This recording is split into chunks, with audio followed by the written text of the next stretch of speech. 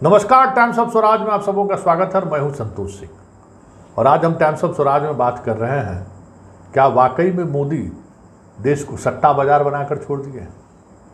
क्योंकि ये चर्चा अब सरेआम होने लगी है। जिस तरीके से वो देश चला रहे हैं, ऐसा लग रहा है कि सट्टा बाजार है देश। जिस तरीके से वो चीज़ों को रखते हैं, भाषण देते हैं, विपक्ष पर हमला करते हैं, सबके पीछे जैसे लगता है कि सट्टा बाजार है। कोई बोली तो नहीं लगा रहा है। जी हाँ, ये हम आज इसलिए कह रहे हैं कि जिस सत्र की घोषणा ट्वीट करके किया गया था कि विशेष सत्र बुलाया जाएगा, उस विशेष सत्र का एजेंडा अब आपके सामने है। अब ये बात बताइए कि इस सत्र का जो है एजेंडा, जिस तरीके से एजेंडे की बात हो रही है, कुछ उसमें गंभीरता है? कोई ऐसा महत्वपूर्ण एजेंडा है?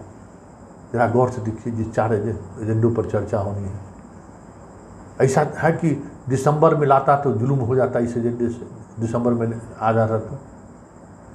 लेकिन एजेंडा आने से पहले किस तरीके से अटकलों का बाजार गर्म रहा, एकदम सेंसेक्स की तरह। नहीं, सट्टा बाजार में जैसे क्रिकेट मैच होता है तो उस समय हम देखते हैं सट्टा बाजार में कैसे बुरी लगता है कि विराट कोहली 100 रन बनाएगा तो हम $5 अरब डालेंगे। आपका क्या कहना है, सबसे लोग पूछता है। तो पिछले एक सप्ताह से इस देश में जो सट्टा बाजार लगा हुआ था कि सदन में क्या होगा, सदन में क्या होगा, सदन में क्या होगा, एक से एक चीज़ें सामने आ रही है। भारत वाला भी मामला नहीं है इसमें, इंडिया को भारत करिए।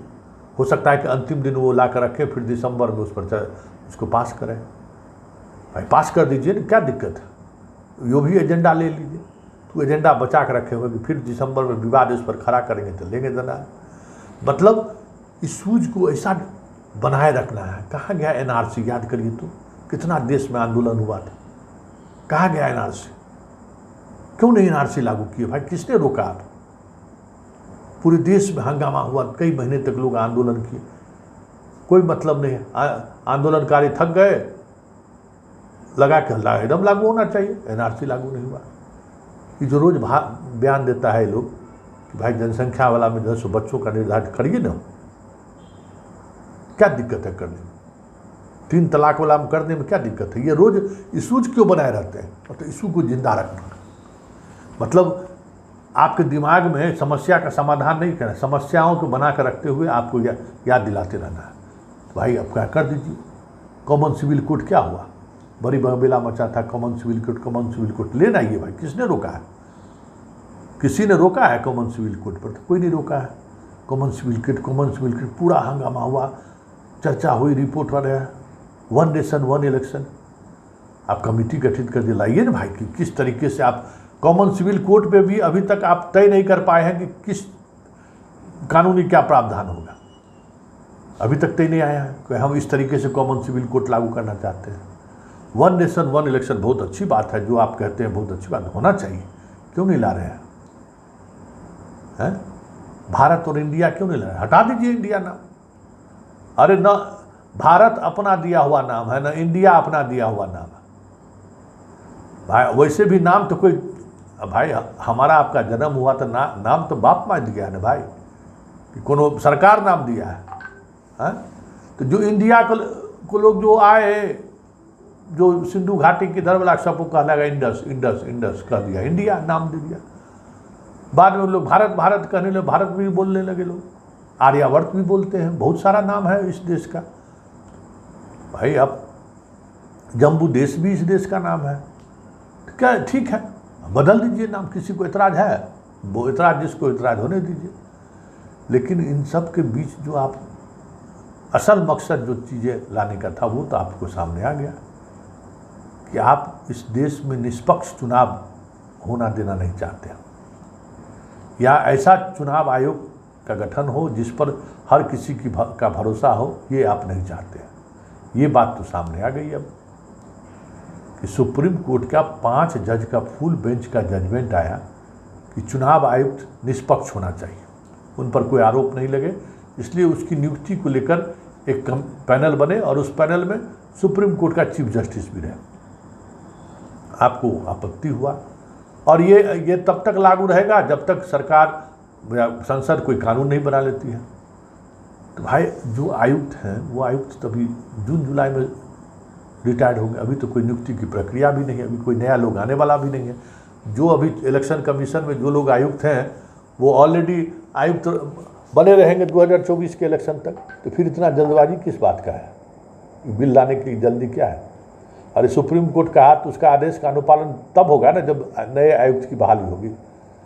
तो सुप्रीम कोर्ट के चीफ जस्टिस को हटा दिए तो ठीक है, आप चीफ जस्टिस से आपको कुछ खुंदक होगा तो हटा दिए, लेकिन उसका ओहदा काहे घटा दिए कैबिनेट सेक्रेटरी से भी है? इस पर तो सवाल उठना लाजमी है ना कि भाई जिस इंस्टीट्यूशन के भरोसे डेमोक्रेसी टिकी हुई है, भाई निष्पक्ष चुनाव सबसे महत्वपूर्ण चीज़ है ना। जैसे फेयर चुनाव बनाया ना सर, बीपीएससी यूपीएससी बनाया। देखिए हमारा पुरखा सब भी कम बड़ा कलाकार लोग नहीं था, ऐसा नहीं है कि वो लोग एकदम दूध के धोए हुए थे, वो लोग भी कम कलाकारी नहीं किए हैं। तो भाई जब परीक्षा के लिए फेयर होगा तो चुनाव भी फेयर लोग करावे, लेकिन नियत तो बेईमान हमारा पुरखों लोगों का था कि चुनाव में कुछ गड़बड़ी हमको करना पड़े तो कुछ ऐसा संगठन नहीं खड़ा कर दे जो समस्या खड़ा कर दे। याद है ना वो टीएन सेशन पैदा लिया, कितना समस्या इन लोगों को हुआ, उसका पावर घटाते घटाते घटाते चुनाव आयोग का पावर खत्म कर दिया ये लोग। तो ये सारी चीज़ें हैं। तो भाई अगर निष्पक्ष चुनाव कराने के लिए अगर निष्पक्ष तरीके से चुनाव आयोग का गठन होता है तो उसमें आपत्ति क्या है? लेकिन मोदी जी को आपत्ति है। मोदी जी कह रहे हैं कि ये चीज़ सही नहीं है, तो कुछ तो बात होगा, कुछ तो चीज़ें होंगी। तो क्यों इस ईवीएम पर अगर आरोप विपक्ष लगा रहा है और ऐसी स्थिति में अगर चुनाव आयुक्त की नियुक्ति को लेकर सुप्रीम कोर्ट के जजमेंट को नज़रअंदाज कर एक नई व्यवस्था आप लागू कर रहे हैं, सर्च कमेटी बनेगी, सर्च कमेटी भी का भी प्रेजाइड करेंगे प्रधानमंत्री ही, और 3 सदस्य होगा, एक नेता प्रतिपक्ष होगा, एगो कैबिनेट मिनिस्टर होगा, एगो प्रधानमंत्री होगा। तो कोई भी कमेटी का तो बहुमत से ही फैसला होगा ना, तो 2 लोग तो आप अपने रहिएगा। वो कैबिनेट मिनिस्टर का रहने की क्या जरूरत है भाई? आप रख देते चीफ जस्टिस को। वैसे भी चीफ जस्टिस के रहने से सीबीआई जिसको सरकार चाहती है वही बनता है ना। हाँ, कभी कभी किसी दागी में जो है राकेश अस्थाना जैसे लोगों को नहीं मिला, ये अलग बात है, लेकिन जो सरकार चाहती है वही बनता है सीबीआई का डायरेक्टर। हाँ, लेकिन एक नैतिक दबाव रहती है सरकार पर कि ऐसे लोगों को हम डायरेक्टर की सूची में शामिल न करें जो दागी हो। तो ये सारी चीज़ें हैं। तो भाई लेकिन चुनाव आयुक्त तो भाई सर्वोपरि है, तो उसका ओहदा भी होना चाहिए सुप्रीम कोर्ट के जस्टिस वाला। उसका बहाली अपॉइंटमेंट का तरीका वाकई में पारदर्शी होना चाहिए कि ऐसे अधिकारी वहाँ बने जो निष्पक्ष चुनाव कर सके। उस पर पूरी देश की जनता का भरोसा है, सभी पॉलिटिकल पार्टी का उस पर भरोसा रहे। ये नहीं दिखे कि प्रधानमंत्री जो है सो भाषण दे रहे हैं, आचार संहिता का उल्लंघन हो रहा है, लेकिन डर से एफआईआर दर्ज नहीं कर रहे। ये तो कैसे इससे निष्पक्ष चुनाव होगा? प्रधानमंत्री और गृह मंत्री जो है सो भावना भड़काने का, सांप्रदायिक उन्माद फैलाने के तर्ज पर भाषण दे रहे हैं, हनुमान जी का नाम ले रहे हैं, जबकि ये चीज़ें तो नहीं है। लेकिन रीढ़ विहीन वाली स्थिति बनी हुई है इलेक्शन कमीशन, तो किससे नुकसान होगा इससे? यही सारी चीज़ें हैं। हम बार बार जो कहते हैं कि मोदी हिटलर से प्रेरित है, और हिटलर जिस अंदाज में डेमोक्रेसी को ख़त्म करना चाहता था, मोदी भी इसी अंदाज में इस देश की डेमोक्रेसी को ख़त्म करना चाहता है। याद करिए, अन्ना आंदोलन हुआ था, बहुत सारे लोग इस आंदोलन में शामिल हुए थे, याद है ना? भ्रष्टाचार के खिलाफ आंदोलन हुआ, और उसमें महत्वपूर्ण मुद्दा था चुनाव की राशि जो पॉलिटिकल पार्टी को मिलती है उसमें पारदर्शिता होना चाहिए। ये जनाब जब बने तो चुनाव बॉन्ड घोषित कर दिए। चुनाव इलेक्शन बॉन्ड क्या है कि जो पैसा देगा उसको जानकारी नहीं देना है कि कौन दिया, और वो इलेक्शन बोर्ड से खरबों खरबों रुपया ला रहा है, सबसे ज़्यादा बीजेपी को ही पैसा आ रहा है। तो ये पारदर्शी, भाई हम देश तो जाने कि आप किसके पैसे से चुनाव लड़ रहे हैं। ये देश तो ये जाने कि जो पैसा देने वाले लोग हैं वो कौन लोग हैं और आपको क्यों पैसा दे रहे हैं। तो ये सारी चीज़ें ऐसी हैं जो डेमोक्रेसी को मजबूत करता है। दुनिया, अमेरिका में भी पैसा देता है कॉरपोरेट सब, तो मालूम रहता है कि कौन कितना पैसा दिया है कॉरपोरेट पॉलिटिकल पार्टी को। तो वो मालूम होना चाहिए कि कौन कौन पॉलिटिकल पार्टी किस किस पार्टी को कितना पैसा दिया है। उसको छुपाने की जरूरत क्या है? और लड़ाई इसी के लिए अन्ना आंदोलन में लड़ी गई थी ना। और आप नरेंद्र मोदी भी आपने वादा किया था कि हम भ्रष्टाचार मुक्त भारत की बात करिए रहे, तमाम जो व्यवस्थाएं हैं जिस वजह से भ्रष्टाचार फल फूल रहा है उस पर भी हम हमला करेंगे। एक तो बड़ा कह सकते हैं कि हथियार इलेक्शन फंड ही है जो भ्रष्टाचार पर मजबूर कर रहा है पॉलिटिकल पार्टी के नेताओं को। तो जरा चेहरा भी पब्लिक ये भी तो जाने कि अडानी अंबानी आपको कितना दे रहा है और अडानी अंबानी कांग्रेस को कितना दे रहा है। ये सर्व जनता के बीच हो तब चीज़ें और आगे दिखेगी ना। भाई राजनीति का क्या मतलब है, टाटा बिरला किसको कितना पैसा दे रहा है, कौन लोग आपको चंदा दे रहे हैं। तो नहीं, इलेक्शन बॉन्ड में हम डिक्लेयर नहीं करेंगे। विदेश से भी पैसा मंगाने लगे जो पहले नहीं था, अब विदेश से भी पैसा आप मंगाइएगा। कौन आपको चुनाव फंड में पैसा दे रहा है इसके नाम की हम घोषणा नहीं करेंगे। तो ये डबल चेहरा, मतलब मुखौटा जो कहते हैं ना कि एक ईमानदारी की बात करना, 56 इंचा सेना की बात करना, भाई हम बहुत ईमानदार हैं, हमको क्या है, लुटिया उठाए चल दिए, ये भ्रष्टाचारी को हम टिकने नहीं देंगे। लेकिन दिखता क्या है, आप भ्रष्टाचारियों के साथ उसी तरीके से खड़े रहते हैं।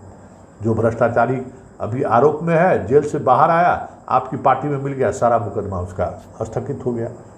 ये चीज़ें तो अब इलेक्शन कमीशन को आप ख़त्म करना चाहते हैं। ये तो साफ चीज़ें दिख रही हैं कि आपको डेमोक्रेटिक इंस्टीट्यूशन पर भरोसा नहीं है या फिर डेमोक्रेटिक इंस्टीट्यूशन की महत्ता को आप समझते नहीं हैं। आप समझते हैं कि जो चुनी हुई सरकार है वही सब कुछ है, बाकी कुछ भी चीज़ें जो है सही नहीं है। तो इलेक्शन कमीशन की जिम्मेवारी पर जिस तरीके से मोदी सदन में बिल ला रहे हैं, वो साफ बिल दिखा रहा है कि जो भी सरकार बने, आज मोदी है कल कोई और सरकार बने, उस सरकार को ये खुली छूट होगी कि चुनाव हम निष्पक्ष करावें या फिर चुनाव में बाएं दाएं कराते रहें। इसका गुंजाइश नियुक्ति की जो प्रक्रिया है उस प्रक्रिया से साफ दिखने लगा है।